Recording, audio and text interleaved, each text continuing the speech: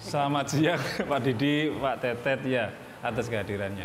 Jadi kebetulan ini Pak Didi jauh-jauh dari Jakarta nih ke Surabaya dalam rangka dolan sambil mengecek bagaimana situasi Surabaya, baik-baik saja atau bagaimana gitu. Nah itu. Tapi jangan sampai masuk buku merah ya Pak Didi ya. Kesempatan ini kami ingin mengupas tuntas tentang ini penanganan korupsi terhadap pengelolaan SDA ya. Sepertinya kalau kita tanya langsung ke Pak Didi ini sudah tepat sekali karena beliau adalah pakar dalam sumber daya alam juga, dan kebetulan Mas Tetet kan juga praktisi hukumnya, anti korupsinya juga. Tinggal penindakannya Pak ya kan gitu ya. Iya. Kira-kira Pak Didi bagaimana Pak untuk melihat situasi saat ini di Indonesia untuk penanganan korupsi terhadap sumber daya alam seperti apa? Oke. Ya saya cerita berdasarkan yang saya ketahui ya. Saya cerita berdasarkan pengalaman-pengalaman, berdasarkan persinggungan-persinggungan yang pernah saya alami, atau setidak-tidaknya kalau tidak saya alami langsung, itu dialami oleh kolega-kolega saya yang kebetulan bekerjanya dalam bidang yang sama. Memang kalau kita bicara sumber daya alam itu, ya sebenarnya semua orang di Indonesia udah tahu bahwa kekayaan alam yang nilainya sangat besar, yang membuat negara kita itu menjadi dalam tanda petik saat ini itu berharga gitu ya, atau negara kita itu dianggap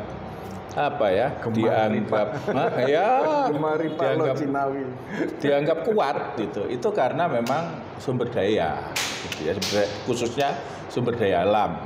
Nah, kalau kita cerita sumber daya itu saat ini kan orang cerita sumber daya alam, sumber daya manusia sama sumber daya buatan. Jadi kita fokus sumber daya alam aja lah, sumber daya buatan sama sumber daya alam, sumber daya manusianya mungkin nanti kita singgung. Nah, sumber daya alam ini sebenarnya secara teoritis itu pengertiannya sangat luas. Di dalam disertasi saya tulis gitu, saya merujuk pada satu jurnal yang nulis kebetulan orang India, Subramaniam namanya, bahwa sumber daya alam itu adalah segala sesuatu yang sudah disediakan oleh alam tanpa ada campur tangan manusia. Jadi apapun kalau sudah ada tanpa ada campur tangan manusia itu ya sumber daya alam.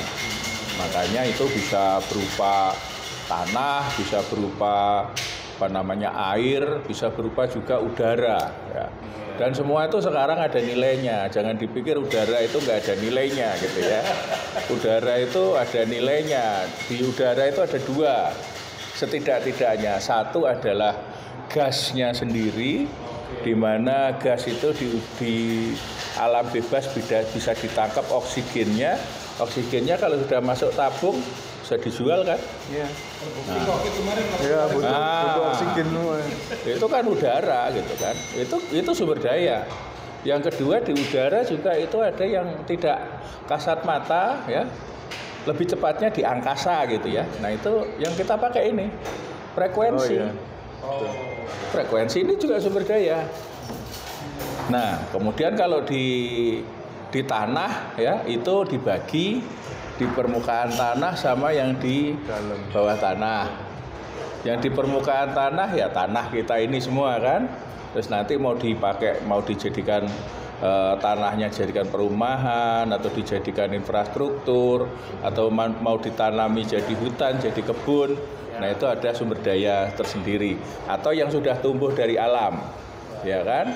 Kalau yang tadi dibilang ada bangunan itu yaitu kombinasi sumber tanahnya sumber daya alam, tapi kemudian bangunannya bukan, kan gitu. Terus kemudian air. Nah, kalau air itu ya air darat ataupun air laut. Nah, kalau air laut udah lebih jauh lagi sumber daya alam kita di sana luar biasa lagi kan. Nah, itu baru di permukaan. Nanti kalau di bawah permukaan tambang.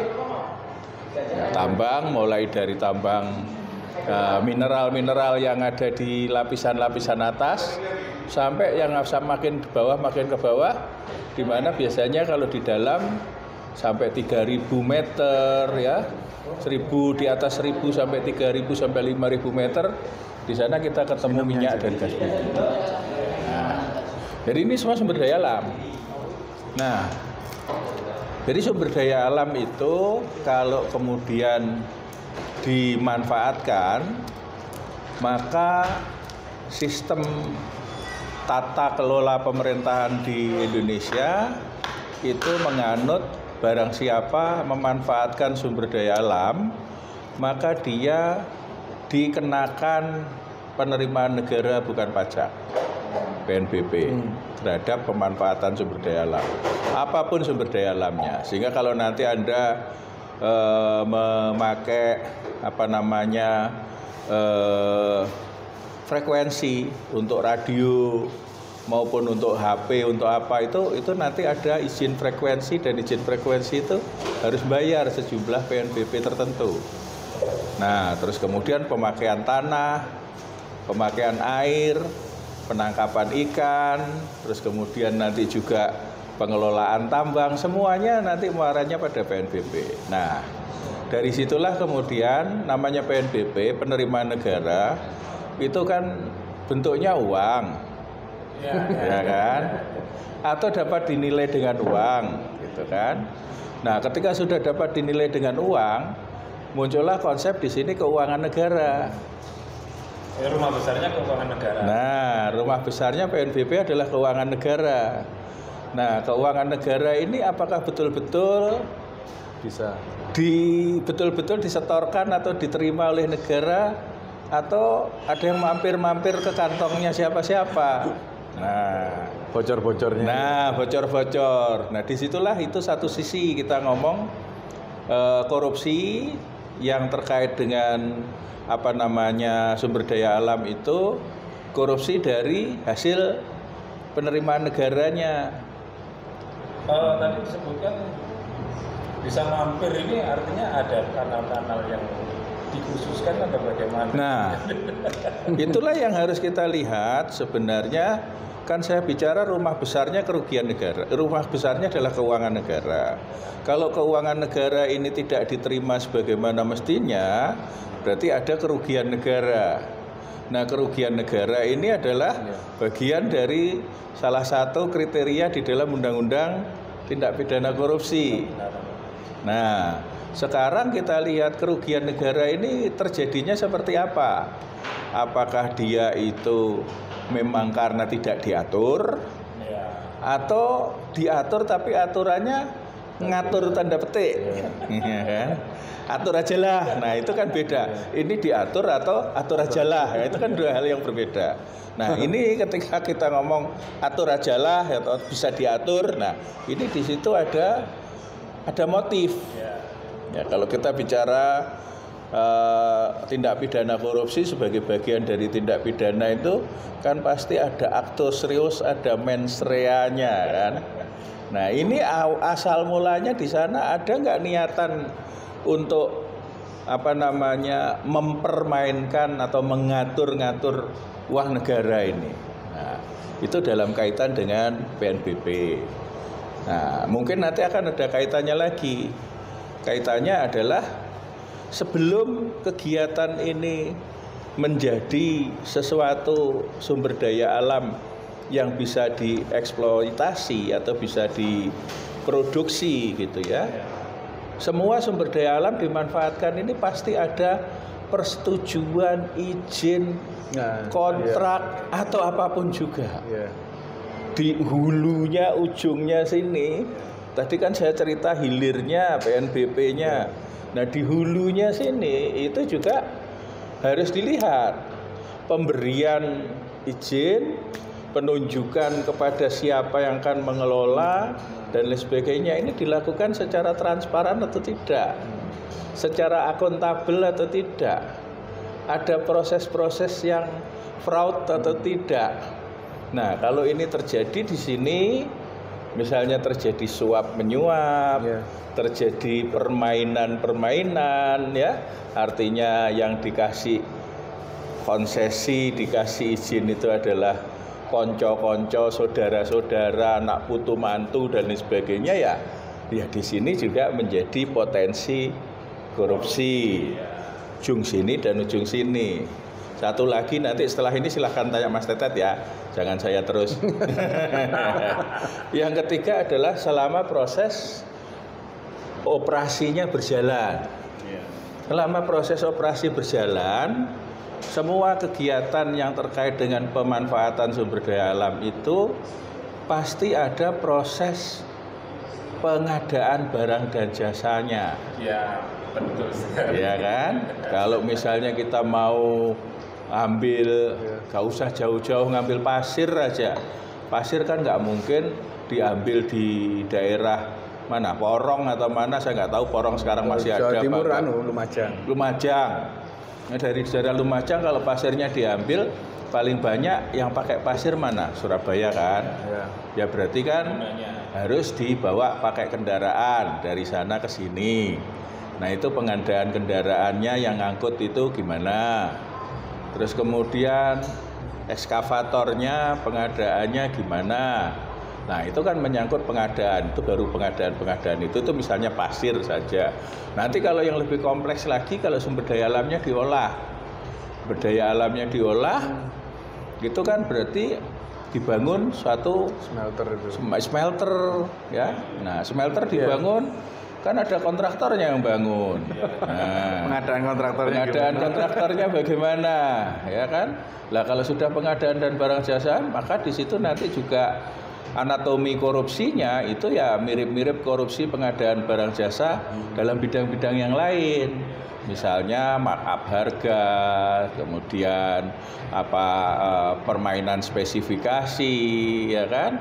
Ya hal-hal semacam itulah terjadi. Jadi makanya kita menyikapi korupsi dalam bidang pengelolaan sumber daya alam itu kalau secara komplit dari hulu, kemudian di tengah, di midstreamnya, sampai kemudian ke downstreamnya di PNBP-nya itu, di situ semua memiliki potensi korupsi. Masalahnya di sini bagaimana cara kita melihat langsung atau mendapatkan informasi yang akurat terkait dengan proses dari hulu ke hilir tadi, kan? Nah, kadang-kadang itu prakteknya masih. Di prakteknya. Jadi misalnya ya, namanya orang bisnis ya, orang usaha itu pasti dia cita-citanya dapat untung. Nah, pada saat proses dia mau cari untung tadi itu, di proses perizinannya ini tadi juga sudah ruwet, susah. Akhirnya di sini muncul suap. Potensi korupsinya. Ya kan? Akhirnya kita minta izin itu supaya dipermudah, supaya keluar izinnya. Akhirnya banyak persyaratan-persyaratan yang harusnya tidak boleh dikabulkan.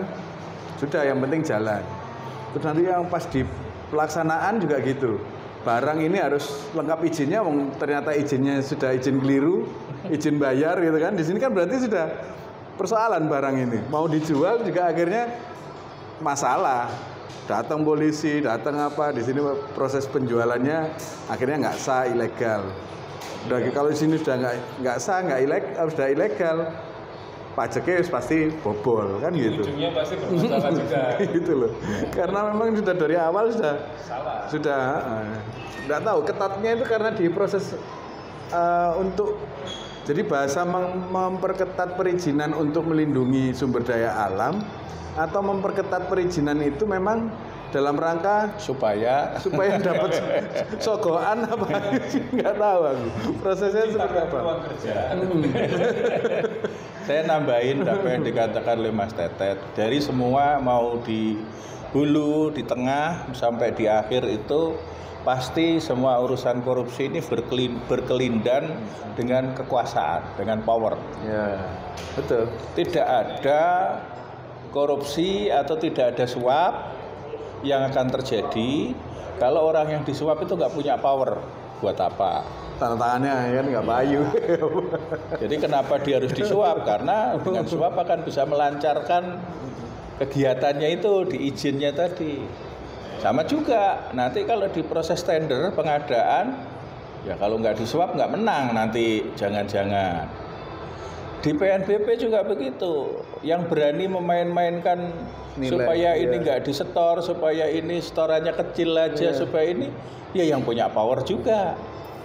Makanya kita selalu menyebut korupsi itu sebagai extraordinary crime karena memang ya dia itu berkelindan dengan power. Jadi jangan kemudian apa namanya yang punya power itu terus kemudian alergi gara-gara kok saya kalau dituduh korupsi lah karena memang korupsi itu memungkinkan ada yang punya power. Kalau nggak punya power enggak. Sayangnya di undang-undang korupsi itu justru soal suap, soal penyalahgunaan kewenangan itu ancaman hukumannya lebih ringan dibanding kalau melanggar hukum, dibanding memberikan kerugian negara. Memberikan kerugian negara. Kenapa demikian Mas? Nggak tahu ya pembentuk undang-undang. Tanya yang bikin Mas. Para anggota dewan yang terhormat itu waktu itu janjiannya gimana? Kayak seperti yang kemarin terjadi, bukan para mahasiswa menggaungkan aksi itu. Lalu muncullah hashtag bahwasanya berani nggak mahasiswa itu unjuk rasa tentang penarikan aset, lalu apa namanya terkait dengan koruptor. Iya. Hukuman mati untuk koruptor. Nah ini saya pikir kenapa itu menjadi perdebatan yang di ujung-ujungnya ini akan menjadi sebuah persoalan politik gitu. Jadi sehingga masyarakat loh, kalau memang koruptor dihukum mati kan seharusnya dari kemarin kalau rezim udah ngomong sikat aja mati ya sudah mati kan. Tapi kenyataannya saat ini nggak ada yang menggunakan itu. Ya sebenarnya sih kalau analisa teoritisnya pakai logika sih mudah untuk menjawab. Tadi kan saya katakan bahwa korupsi itu bisa dilakukan atau syaratnya harus ada power. Tanpa power itu nggak ada korupsi, satu kan. Kembali lagi Pak ya. Nah, kemudian pertanyaannya adalah untuk mendapatkan power itu gimana? Proses. Kalau proses mendapatkan powernya prosesnya korupsi, ya jangan harapkan power ini akan bisa mampu Iya. apa namanya menghapus korupsi. Iya. Betul nggak? Betul. Korupsi. Iya. Betul. Makanya Sudah punya power Berkorupsi.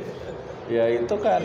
jadi kita harus terlibat di urusan politik itu ya karena itu gitu, mengawal proses politik supaya tidak korup. Ya. Itu yang memang sekarang situasinya agak berat karena politik berbiaya tinggi ini juga akhirnya orientasinya kan gitu, calon kepala daerah ngelihat di wilayahnya ini punya sumber daya alam apa, terus nanti dia bikin peraturan bupati, peraturan gubernur atau apapun itu kan yang ini bisa ini kalau mau minta izin ini harus tanda tanganku dulu supaya dia nyetor aku dulu supaya gitu. Atau kalau enggak ya nanti tak bagi-bagi konsesinya ke keluarga-keluarga dekat atau nepotisme gitu. Yang kami pikirkan selama ini kan itu Mas Toto. Jadi artinya dari beberapa teman-teman LSM itu juga sebenarnya kan sangat efektif ya untuk memonitor langsung dari gubernur ke hilir. Dan ini kan saya kira mereka sudah bekerja dengan baik. Tetapi kenapa hingga saat ini praktek itu masih berjalan? Apakah LSM-nya juga menjadi bagian dari itu atau bagaimana kan kita nggak tahu. Kalau saya kira gini ya, saya kira sebenarnya kita ngomong masyarakat sipil itu komponennya ya LSM, ya perguruan tinggi, ya jurnalis, ya masyarakat pada umumnya. Yang penting sebenarnya adalah kemampuan untuk menghitung dari masyarakat sipil ini. Artinya kan gini, sekarang ini informasi itu cukup banyak ya, untuk bisa dijadikan perbandingan, apalagi kalau kita punya LSM, punya perguruan tinggi yang networkingnya sudah internasional. Contohnya kita bicara cadangan, misalnya cadangan emas di Indonesia itu ada berapa sih? Terus kemudian yang sudah diproduksi berapa persen? Bandingkan aja dengan negara lain, ya. Emas yang cadangannya berapa, produksinya itu harga produksinya berapa, sehingga yang menjadi penerimaan negara itu harusnya jadi berapa. Nah itu adalah cara gitu ya. Ya Bisa terukur nanti mau sejahtera ke arah seberapa sejahteranya warganya bisa kelihatan. Iya. Jadi kan di sini kan betul. Harusnya kita itu menghitung kekayaan nasional kita itu dihitung potensinya kalau dengan hitungan rupiah atau US dollar atau pakai mata uang manapun terserah lah ya. Tapi akan ketahuan sebenarnya ini kalau nanti diolah akan menghasilkan segini. Menghasilkan segini itu butuh investasi segini. Nah, kan nggak bisa menghasilkan segini terus kemudian semua dianggap sebagai satu penerimaan. Nah, investasinya siapa yang bayarin? Nah, investasinya sini. Biayanya segini, dikurangi kan sehingga nanti di situ ada bersih yang berpotensi menjadi penerimaan negara kita sekian. Nah, itulah yang ditetapkan sebagai target dari APBN kita, APBD kita. Itu Pak Didi, yang seperti perkembangan yang ada di Freeport ini, yang mana sekarang smelter ditarik di situ ya. Lalu harapannya pemerintah Indonesia jual aja melalui sini ya. Nah, terus dengan adanya penurunan angka yang di Freeport itu, menurut Pak Didi bagaimana? Apakah ini akan berpotensi untuk yang tadi itu yang istilahnya potensi untuk menjadi korupsi atau bagaimana? Ada celah atau bagaimana? Itu isunya kalau yang itu isu hilirisasi sebenarnya. Ya. Kalau isu hilirisasi itu kan sebenarnya isu kita menjual bahan mentah atau kita menjual bahan yang sudah diolah sehingga ada nilai tambahnya. Nah, yang tadi kita diskusikan adalah gimana sih supaya masyarakat itu bisa ikut mengontrol. Gimana sih supaya masyarakat ini bisa percaya sama pemerintah. Itu masyarakat sipil ini mesti membuat angka-angka perbandingan yang teruji. Iya. Karena memang selama ini perencanaan pembangunannya kita kan nggak ngeliat itu. Jadi misalnya kita punya rumah gitu ya, kan tahu harganya meja berapa, harganya kursi berapa, itu bisa terukur gitu. RAB-nya gitu. Jadi kalau sekarang kan enggak, misalnya taruhlah Lumajang itu, tiba-tiba Gunung Semeru meledos, terus ada pasir segitu banyaknya, terus Pemda Lumajang, PAD-nya berapa, pendapatan asli daerahnya berapa, terus majeki warganya berapa, itu kan nggak bisa dilihat dari sumber daya alam yang tersedia ini tadi kan nggak ada ukurannya, dikira-kira gitu. Nah itu masalahnya kan eman gitu loh. Padahal kalau itu dirapikan ya manajemen soal eksploitasinya si bekasnya pasir Lumajang itu kan paling bagus loh, pasir paling bagus itu dipakai buat bangun-bangun apartemen apa semua kan dari sana gitu. Nah itu karena harganya ada. Terus akhirnya, nah di situ akhirnya terus karena manajemennya nggak bagus, konsesi atau pembagian wilayahnya ada premanisme, ada apa yang itu tadi balik lagi ke perizinannya tadi mau dipakai seperti apa itu nggak jelas. Lalu apa tidak ada bagian khusus ya dari pemerintah yang dari pihak Indonesia yang makanya kita bicara sumber daya alam itu sebenarnya punya siapa sih Mas? Sumber daya alam itu kalau kita bicara konstitusi itu punyanya rakyat. Yang namanya pemerintah itu hanya memiliki hak menguasai. Sehingga bukan memiliki. Sehingga dengan demikian kalau kita mengempower masyarakat, jadi masyarakat atau rakyat itu gimana sebagai pemilik, itu jangan kemudian hanya jadi penonton. Kalau pemilik itu berbuatlah sebagai pemilik. Kalau Anda memiliki saham di perusahaan, maka Anda harus menghitung persis perusahaan itu dikelola dengan benar atau tidak. Nah, inilah yang sebenarnya kalau dengan model sistem pemerintahan kita menganggap bahwa yang membantu mengontrol pemerintah itu adalah DPR. Tetapi bahwa kita tahu sendiri seberapa efektif DPR akan bisa melakukan pengontrolan. Nah, oleh karena itu saya berharap di luar dari struktur trias politika yang sudah ada eksekutif, legislatif dan yudikatif ini, di masyarakat sipilnya sendiri itu saya berharap perguruan tinggi dan minimal LSM ya serta jurnalis itu punya kekuatan untuk bisa menghitung sehingga angka yang disodorkan pemerintah dengan angka yang dimiliki masyarakat ini bisa diuji. gitu loh. Iya, betul. Nah ini yang Belum ada ini Mas ya? Enggak pernah ngitung. kalau saya sebenarnya ada ngitung, tapi kadang-kadang apakah itu satu, apakah itu teruji, yang kedua apakah itu juga tersosialisasi. Jadi sebenarnya kalau kita lihat para pengamat senior seperti Faisal Basri itu punya hitungan.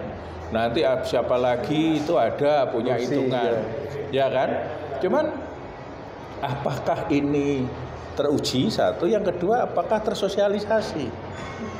Nah ini perguruan tinggi itu sebenarnya yang jadi harapan kita semua. Nah sayangnya perguruan tinggi itu mohon maaf, kemarin saya diskusi banyak di kampus sama saya ngajar di S2 di UNER semalam gitu kan.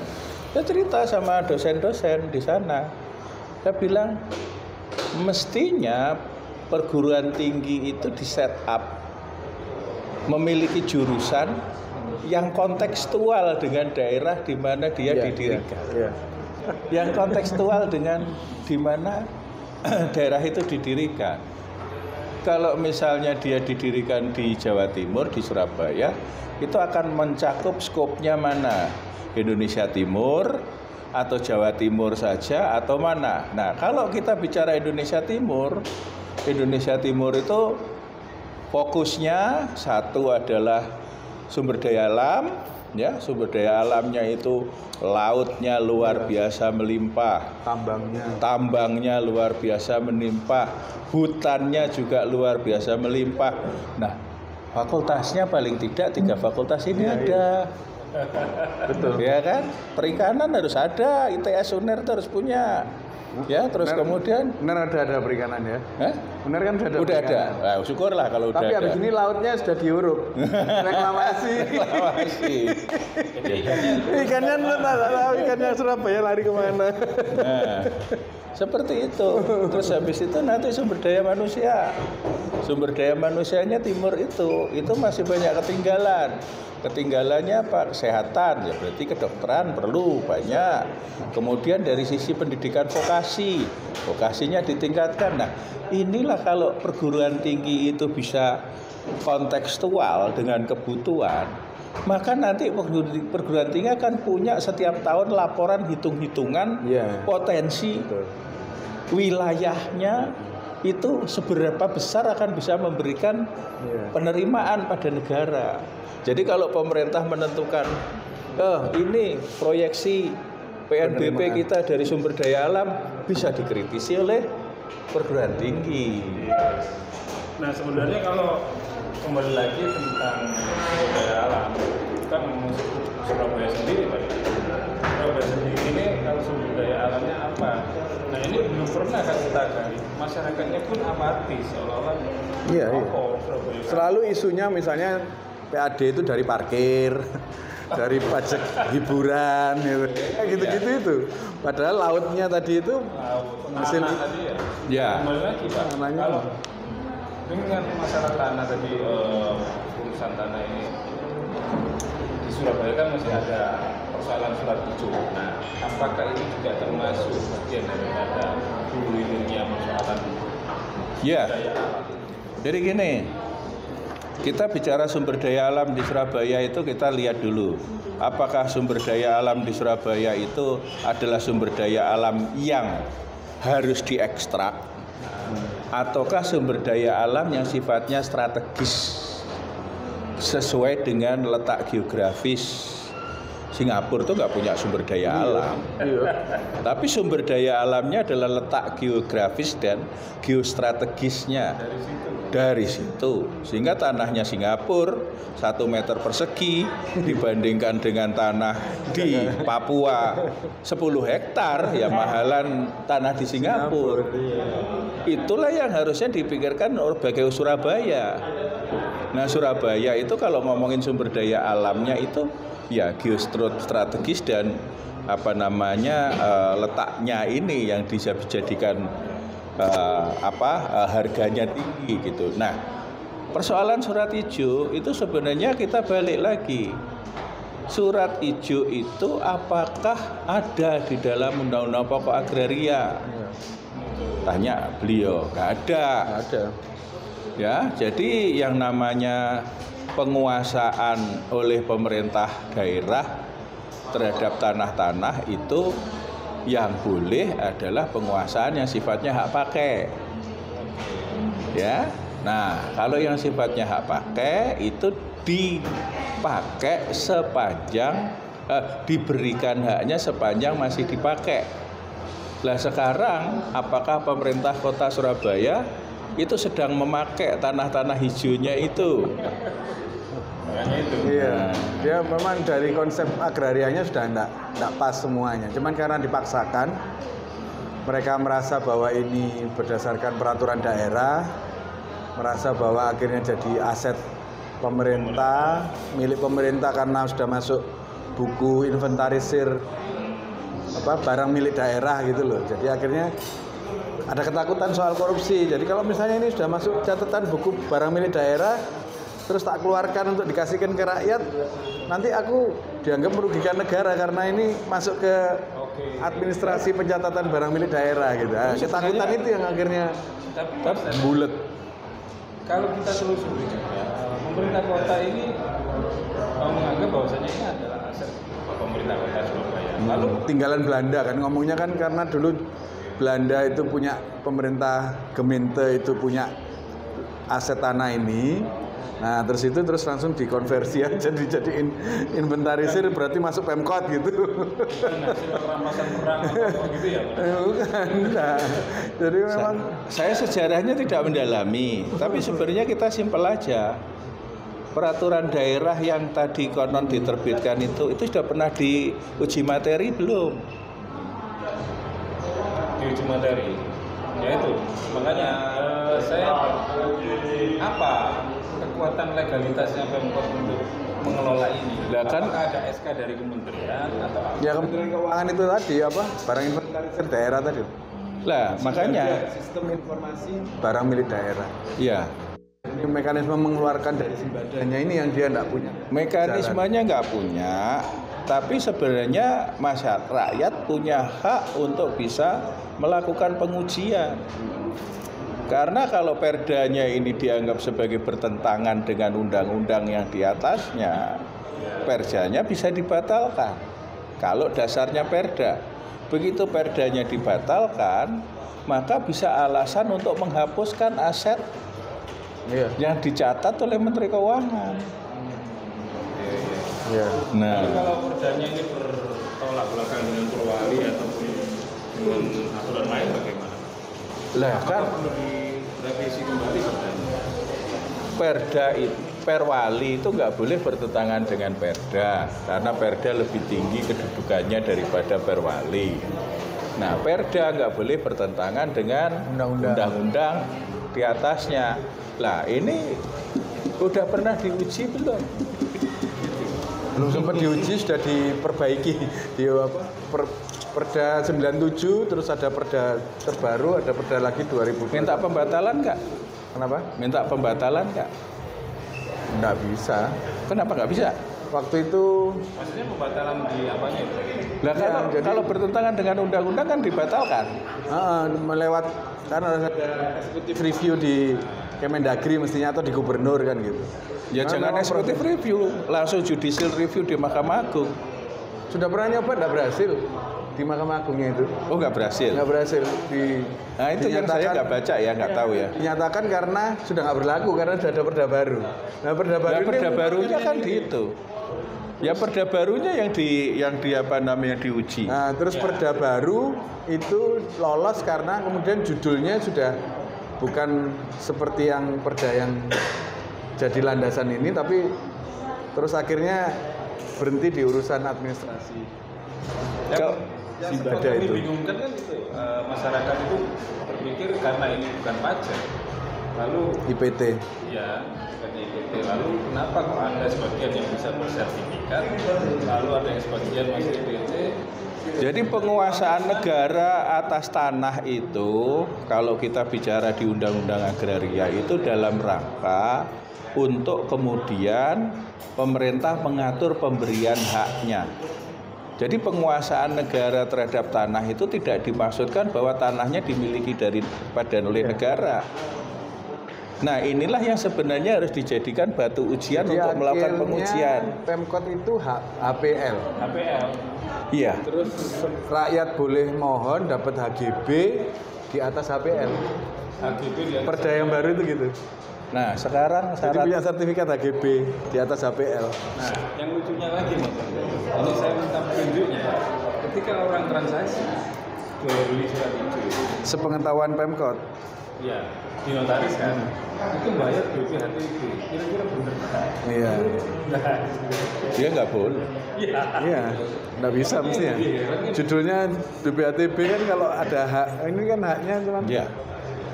Ya, sebenarnya yang pertama kita sebutkan hak pengelolaan itu hak atas tanah apa bukan sih? Itu kritikal. Iya. Karena hak pengelolaan itu kawasan. Sepengetahuan Jadi saya. kawasannya Kalau Surabaya. Kalau kawasan itu 80% wilayah Surabaya. sebenarnya yang nanti dibayarkan itu bukan merupakan bayaran yang sifatnya itu kayak sewa gitu, enggak. Tetapi ya karena pemerintah Surabaya sebagai pemegang hak HPL penguasaannya itu ada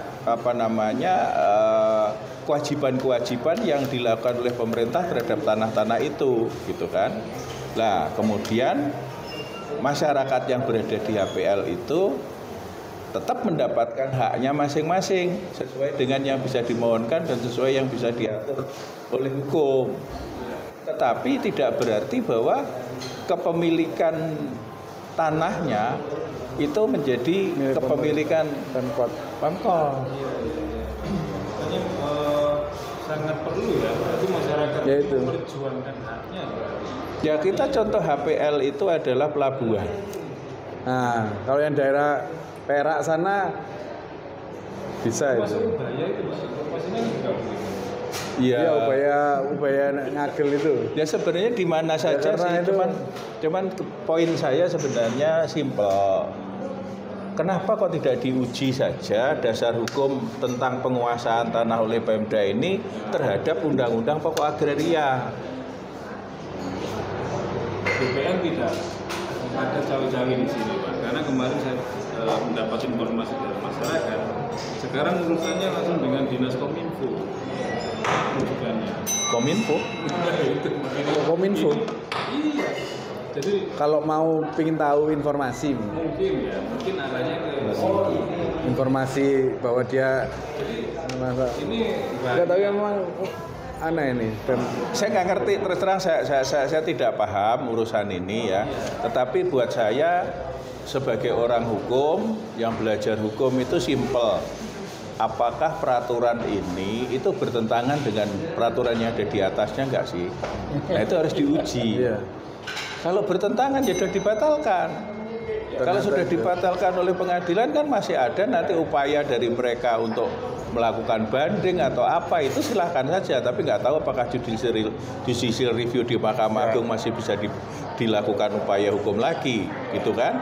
Nah, kalau di MK kan final and binding. Nah, kalau di Mahkamah Agung seperti apa? Nah, itu kan silahkan aja. Tapi persoalannya ini menurut saya kok saya belum dengar, barangkali saya salah. perkembangannya ini ya. Iya, pengujiannya terhadap Undang-Undang Pokok Agraria itu sejauh mana gitu. Makanya kembali lagi pada konteks Sumber obrolan daya alam. kita hari ini adalah pengelolaan ya, membatasi atau memantau korupsi terhadap pengelolaan sumber daya alam. Artinya masyarakat Surabaya merasa punya tanah yang dimiliki oleh orang tuanya mulai dari zaman dulu Pak. Tiba-tiba diminta oleh aset, bahwa pemerintah kota menjadi asetnya. Itu Suruh bayar. Bayar maksudnya uangnya kemana ini? kalau itu memang sumber daya alam yang dikelola oleh negara itu pemerintah kota, ya seharusnya kan harus tahu nih neracanya bagaimana kan. Nah, padahal pemerintah kota hingga detik ini Nah, itu nggak masuk di dalam APBD. Ada di penerimaan dari Itu kan PAD kan? PAD. bukan pajak. Iya, PAD, itu kan ya. PAD, penerimaan asli daerah. Kalau menurut saya sih kita nggak bisa langsung menjudge kasus itu korupsi. Jadi kalau terkait tanah hijau itu saya tidak tertarik untuk membacanya atau menganalisanya dari sisi korupsi, tetapi dari sisi apakah status tanah hijau itu bertentangan atau sesuai dengan Undang-Undang Pokok Agraria. Kalau nggak sesuai, batalkan, selesai sudah urusan. Iya. Kalau sesuai ya sudah legalkan, dan kemudian katanya sekarang kita akan mengubah undang-undang pertanahan, ya, masukkan di dalam undang-undang pertanahan ke depan bahwa ada tanah-tanah yang boleh dimiliki oleh pemerintah dan digunakan tidak digunakan sendiri oleh pemerintah. Karena selama ini tanah yang diberikan pada pemerintah itu digunakan sendiri. Jadi kantor kelurahan, di kantor kelurahan, terus kemudian kantor kementerian, kemudian fasilitas umum. Nah itu boleh dimiliki pemerintah asetnya. Tetapi manakala itu diperuntukkan untuk rakyat, pemerintah itu kalah kedudukannya dengan rakyat kalau sudah rakyat yang minta. Malah rakyatnya sekarang suruh nyetor ya. Suruh nyetor, iya. Ya, kalau kan ada beberapa aset pemerintah kota ini yang nganggur, tanah alias mudak saya. Tapi kan sebenarnya bisa dikelola oleh warga. Iya, secara teori mereka ngomongnya perda tentang pengelolaan aset daerah ada mekanismenya, mengajukan permohonan apa, ada di perdanya itu ada. Nah, terus bayar retribusinya berapa kalau kita dapat izin pemakaiannya itu ada. Jadi secara konstruksi normatifnya pemerintah kota itu sudah menyediakan peluang. Tapi itu tadi yang bisa dapat itu siapa, yang boleh ngelola itu siapa. Betul. Nah, jadi apakah harus orang dekatnya, apakah memang harus bayar berapa, kayak gitu-gitunya itu loh. Yang nggak transparan di situ. Makanya memang kalau untuk pengelolaan tanah di Surabaya ini dengan mekanisme pemanfaatan aset daerah yang mengikuti perdanya itu bisa. Cuman balik lagi, aset daerah yang masuk ke daftar inventarisir Simbada tadi itu perolehannya seperti apa, ini nggak pernah ada sejarahnya. Kok tiba-tiba tanahnya Mbae, tanahnya Bu Yute kita terus tahu-tahu jadi asetnya Pemkot, nah itu masuk ke inventaris itu tadi. Sekarang untuk sertifikatnya diminta kembali ya? Cuma dikasih form gitu aja? Iya, ditarik. Nah, saya makanya yang agak heran, sebenarnya upaya-upaya hukum apa aja sih yang sudah pernah ditempuh? Sudah gugat berapa kawasan itu, berapa warga di satu kelurahan Baratajaya sudah gugat, ya kalah. Karena nganggapnya itu tadi, memang loh ini sudah masuk buku inventaris.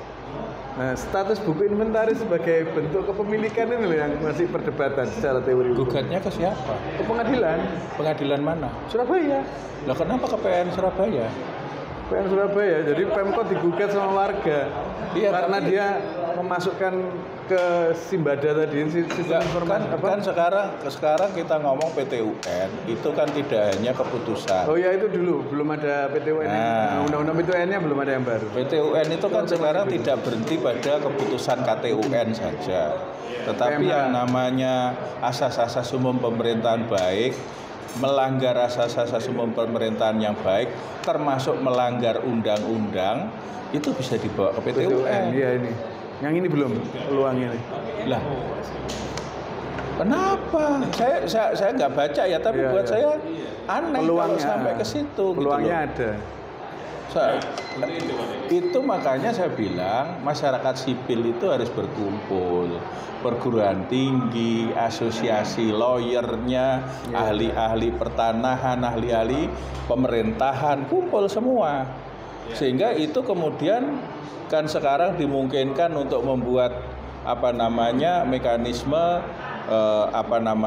citizen lawsuit kan, CLS ya, kalau di hukum lingkungan ada class action dan sebagainya. Nah, ini menjadi satu untuk kemudian mempersoalkan suatu kondisi yang tidak sesuai dengan undang-undang.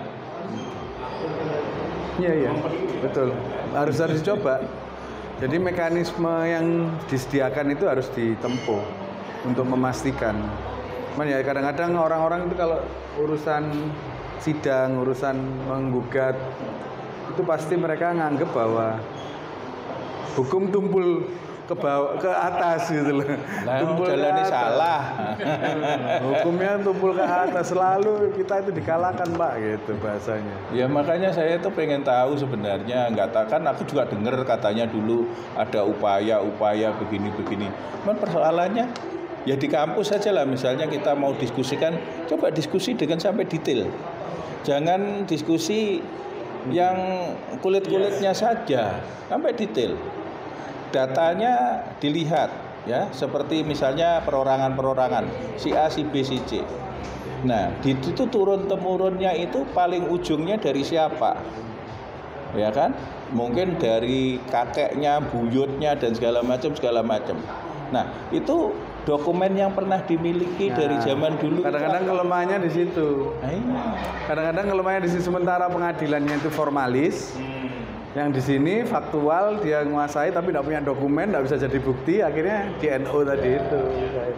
Nah, gitu-gitu itu akhirnya. Lah, itu kan dulu katanya ada pengacaranya yang mengkoordinir dan segala macam. Lah, masa pengacaranya nggak ngasih tahu sih? Iya. Kalau itu memang informasinya sudah selesai. Nggak tahu selesai ini maksudnya selesai apa? Nyerah. Selesainya selesai nyerah. Selesainya apa? Selesainya apa? Dan apakah persoalan mendasarnya itu disentuh? Kalau saya persoalan mendasarnya itu tadi, kalau ini diatur sama Perda, ya Perdanya bertentangan nggak sama Undang-Undang Pokok Agraria? Jangankan Perda, kalau ada nanti di atasnya misalnya PP ataupun Perpres pun yang itu ngatur seperti itu gitu ya, kalau bertentangan Undang-Undang Pokok Agraria bisa dibatalkan kok. Banyak sekali sebenarnya Surabaya kalau sumber daya alam mau digali seperti air ya Pak ya. Dari sungai itu jadi BDAM. Nah, peran masyarakat itu apakah juga harus ikut andil Pak dalam mengembangkan. Lah kalau apa filosofinya sumber daya alam itu miliknya rakyat, ya wajib. Tapi masalah mau apa enggak? Nah, masalahnya terganjal dengan aturan atau enggak? Kesadaran kadang-kadang. Sebenarnya enggak terganjal sama aturan, tetapi memang masyarakat sipilnya itu tidak berdaya karena tidak teredukasi.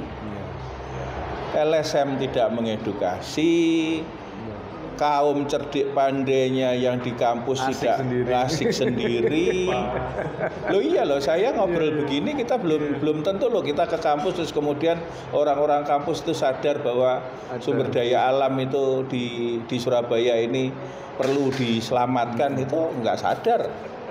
Betul. Itu banyak. Apa kira-kira Pak seruan yang pas untuk masyarakat Surabaya? Tangi orek masuk meneng-meneng tapi gitu Pak. Saya percaya di mana-mana itu kalau bahasa kita waktu gerakan dulu kan revolusi kelas menengah gitu ya. Itu saya masih percaya. Jadi kita harus sadarkan kelas menengah kita untuk dia itu belajar yang kontekstual. Ya. Mau demo-demo soal pilpres soal itu sih boleh. Itu wajar sebagai kesadaran bernegara. Tapi yang paling dekat-dekat sendiri juga jangan lupa. Isu-isu yang paling dekat di sekitar kita itu ketidakadilan itu macam-macam. Nah itu mestinya yang dipelajari gitu loh, diketahui. Ini mestinya bagaimana, ini benar apa enggak. Nah kesadaran itu dilatih. Iya. Jauh ngurus yang sana Pak ya. Ya itu boleh gitu ya, tapi ini jangan lupa gitu. Itu yang seringkali saya lihat seperti itu gitu. Kira-kira sumber daya alam Surabaya ini memang harus Surabaya disedarkan. kan didukung Gresik, didukung Sidoarjo. Sidoarjo punya gas Lapindo itu nasibnya seperti apa, dikelola siapa, hasilnya seberapa banyak kan juga nggak tahu gitu. Kayaknya harus di Masyarakat itu lagi masyarakat Sidoarjo gitu-gitu aja. Autopilot itu jalannya masih macet, masih tetap infrastrukturnya masih kayak gitu, malah bupatinya ketangkep. Bolak-balik. Bolak-balik kan. Ya kan gitu-gitu itu kan. Lebih kontinu ya Pak ya, Sidoarjo ya. Iya. Iya. Iya. Berseri, ya? Berseri. Padahal itu ngomong Lapindo tok gasit tok itu wis gak karuan Mas ya. Ya kalau Lapindo udah kembang api sekarang udah rugi. Apa Pak? Kerugian maksudnya? Udah habis. Gak ada yang beli. Oh gasnya udah habis. Terus itu tanah yang itu Ya kan tanahnya bukan nggak ada apa-apain. Itu kan tanahnya kan tidak termasuk milik Lapindo. Jadi yang namanya kegiatan migas, kegiatan eksplorasi eksploitasi wilayah kerja migas itu adanya hanya di bawah tanah. Oh, oke, ya. Yang di atas tanah itu adalah hak-haknya orang lain. Makanya pada saat itu ketika zaman-zaman baru-barunya Lapindo, saya pernah bersuara lantang dari kampus.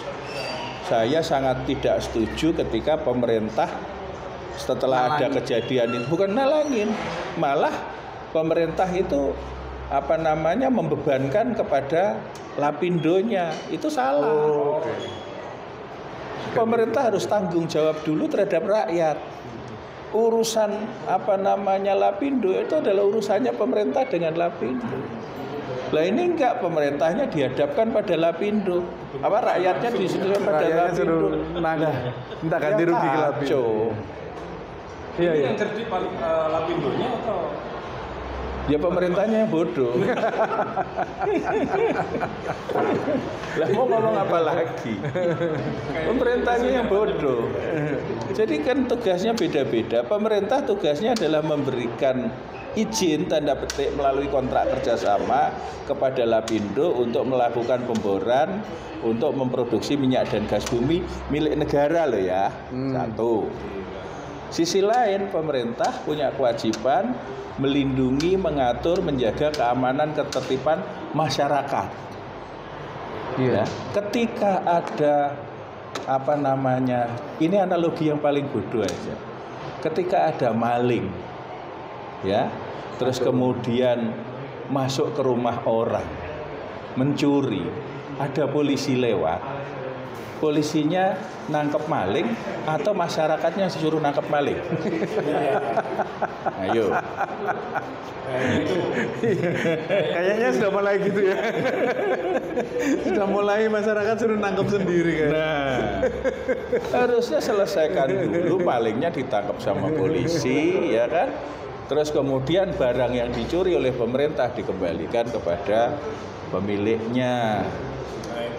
Itu harusnya begitu. Jadi ketika ada timbul kerugian segala macam, seluruh kerugian, seluruh penderitaan rakyat itu diselesaikan oleh pemerintah. Kemudian pemerintah melakukan penyitaan terhadap aset-asetnya milik perusahaannya Lapindo sampai ke bos-bosnya sana. Tapi saat ini kayaknya rakyat sendiri itu sudah kebingungan mencari keadilan. Nah memang ya dibikin bingung. Biar nggak ketemu. Dibikin bingung. Biar nggak nyambung. Tidak terasa obrolan kita hampir berapa ini? 50 menit ya, hampir 1 jam ya. Ini nggak sadar ini kalau kita udah lama ini. Saking asiknya ya, karena ketemu dengan Pak Didi dan Pak Tetet ini. Oke, kita ketemu lagi ya di episode berikutnya. Ojo nanti-nanti bersama Rakyat Jelata 601. Ciao. Oke, Rakyat Jelata, terima kasih.